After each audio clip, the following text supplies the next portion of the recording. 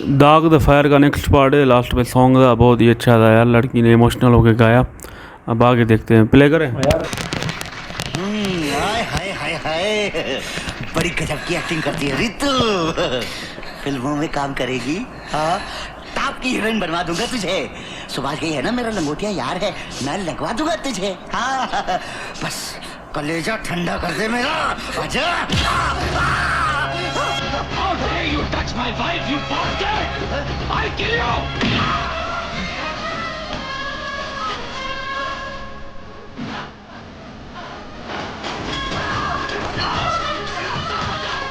You bastard!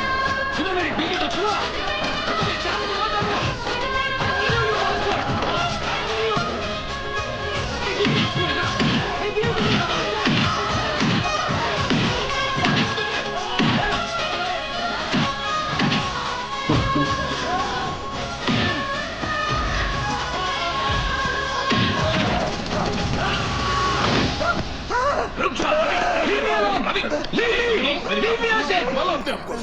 इस हरामजादे ने मेरी बीवी को छुआ है। I'll kill you, you bastard! अरे कैसी बीबी, जिसे तो अपनी बीवी समझ रहा है वो तो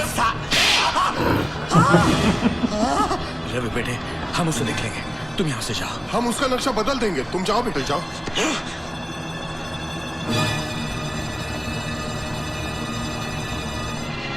चलो काजल, चलो। उसने मारा तो मारा सिंघाल साहब, लेकिन आपने क्यों मारा? इसलिए बेवकूफ कि उसे अभी असलियत नहीं बतानी है। पहले वो ठीक हो जाए, अपना काम पहले जैसा अपने हाथ में आ जाए। उसके बाद कहेगा ना तो उस नाचने वाली को उठाकर तेरे बंगले में डाल देंगे। जी भर के उसका नाच देखते रहे ना। समझा? चल चल।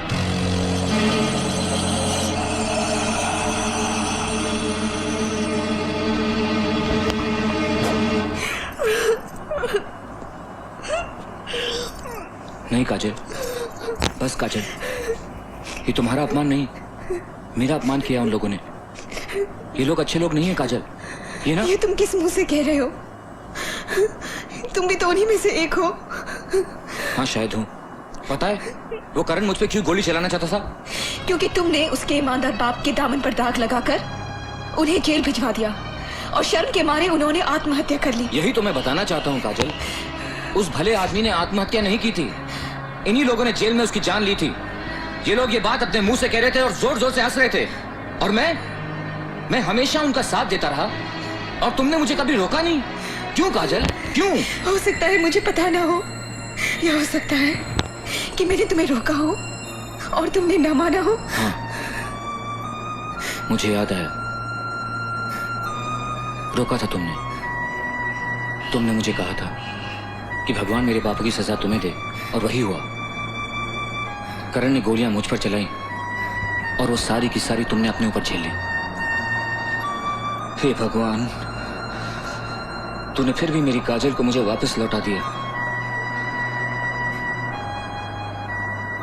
मैं इस उपकार का बदला कभी नहीं चुका पाऊंगा, लेकिन हाँ, मैं प्रायश्चित करूंगा। मैं अपने पापों का प्रायश्चित जरूर करूंगा।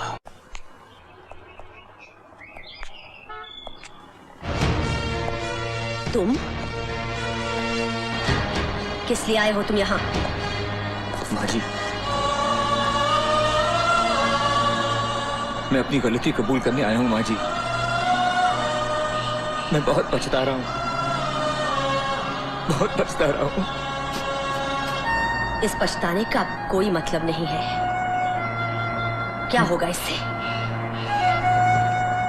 मेरे पति का स्वर्गवास हो गया, मेरा बहादुर फौजी बेटा हत्यारा बन गया। नहीं, अब चाहे भगवान भी तुझे माफ कर दे, मैं माफ नहीं करूंगी। मुझे माफी नहीं चाहिए माँ जी, मुझे सजा चाहिए, और भगवान के हाथों नहीं, तेरे हाथों। मैं तुझे प्रत्यक्ष भगवान मान के पूछता हूं कि तू मुझे बता कि मैं क्या करूं। मुझे कोई राह नहीं दिखाई देती माँ, और तू ही मुझे बता कि जब एक इंसान को एहसास हो कि उसने भूल की है और वो उस भूल का पछतावा करना चाहे तो वो क्या करे। आखिर कोई तो सजा होगी मेरे जैसे गिरे हुए इंसान के लिए, कोई तो होगी। हाँ, सजा तो तुझे भी मिली है बेटा। मैंने अपने पति को खो दिया है और तूने अपनी पत्नी को।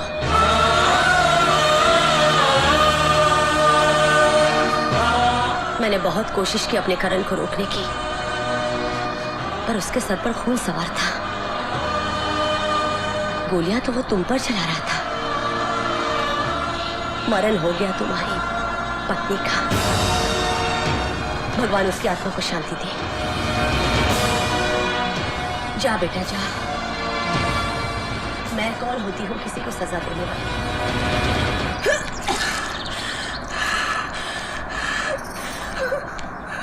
कौन है वो? बोल, अपनी ताई से मत छुपा मेरी बच्ची। क्या वो रवि तो नहीं?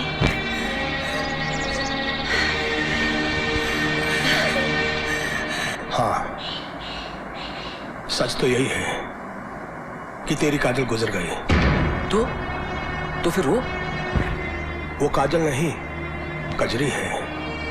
और हाँ, है तेरी काजल का दूसरा रूप।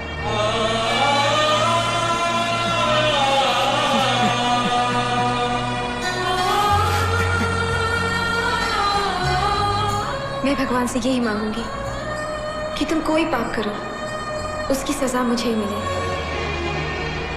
सच्चाई तो एक न दिन सामने आनी ही थी रवि। बड़ी तपस्या की है कजरी ने तुमको एक नई जिंदगी देने के लिए। आज जो तुम ये जिंदा हो, होश में हो, कजरी की वजह से हो। माफ करना मेरे दोस्त, इस जन्म में तो तुमने कोई अच्छा काम किया ही नहीं, लेकिन हो सकता है कि पिछले जन्म के तुम्हारे कुछ अच्छे कर्म या काजल के साथ तुम्हारा सच्चा प्रेम, जिसकी वजह से आज तुम्हारे अंदर का शैतान मर गया और इंसान जाग गया।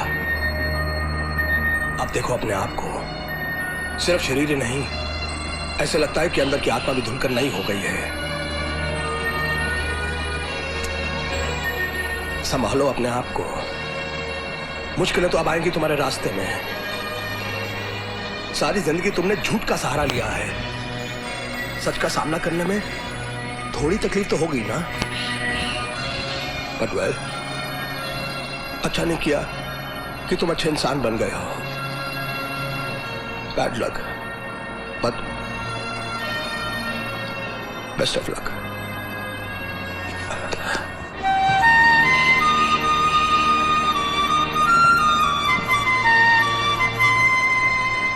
सारे मोहल्ले की औरतों ने चांद देखकर खाना खा लिया, लेकिन एक तेरा ही करवा चौथ अनोखा है। सवेरे से भूखी बैठी है, कुछ खा ले। नहीं ताई, अभी तो आते ही होंगे ना, उन्हें देख लूं, फिर खा लूंगी। अब न सुनती मैं तेरी पगलुई, कुछ खा ले, तब न मिलेगा पेट के बच्चे को कुछ। इस बच्चे की इतनी फिक्र मत कीजिए ताई, पता नहीं क्या लिखा है इसके भाग्य में। कभी तो उनको पता चलेगा कि मैं काजल नहीं कजरी हूँ, एक नाचने गाने वाली बाजारू औरत। तब क्या उस बच्चे को स्वीकार करेंगे? करना पड़ेगा उसे, उसे स्वीकार करना पड़ेगा कजरी।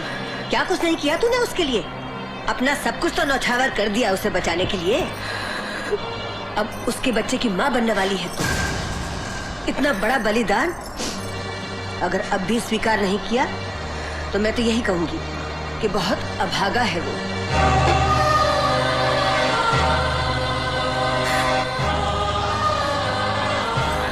जवाई राजा, तुम कब आए? बिटिया ने करवा चौथ का व्रत रखा है तुम्हारे लिए। बहलाने वाला अपने हाथ से खिला दो, मैं खाना लगवाती हूँ।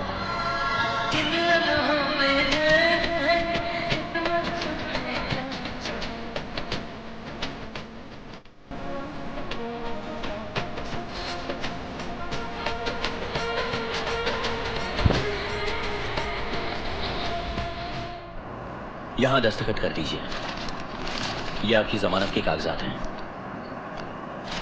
इतने सारे रुपयों का इंतजाम माँ ने कहां से किया? ये जमानत माँ जी ने नहीं दी है, फिर इन्होंने दी है, मिस्टर रवि वर्मा।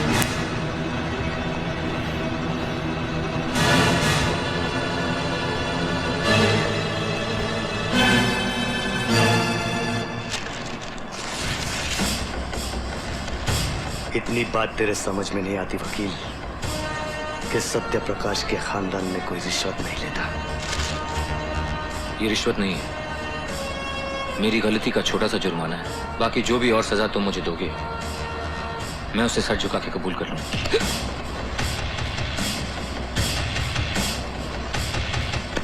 नाटक मत कर वकील। तेरे हथकंडे में खूब समझता हूँ। पछतावा हो रहा है तुझे? प्रायश्चित करना चाह रहा है तू? अरे डर रहा है तू, डर रहा है कि मैं तुझे बहुत बुरी मौत मारूंगा। अरे हाँ मारूंगा मैं तुझे, और इस बात दुनिया की कोई भी ताकत तुझे मुझसे नहीं बचा सकती। आप ठीक है ना सर? सिर्फ एक रास्ता है तेरे बचने का, सिर्फ एक। जानना चाहता है क्या? मुझे भी इन सलाखों के पीछे मरवा दे, जिस तरह तूने मेरे बाबूजी को मरवाया था। सत्यप्रकाश जी की हत्या मैंने नहीं करवाई थी, मेरी बात का यकीन करो प्लीज। तू मेरी बात का यकीन कर वकील।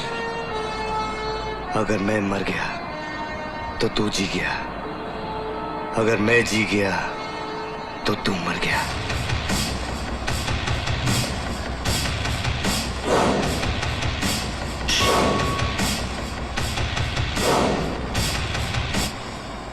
अच्छा ये अंदाज भाई खलनायक का नाटक करता है।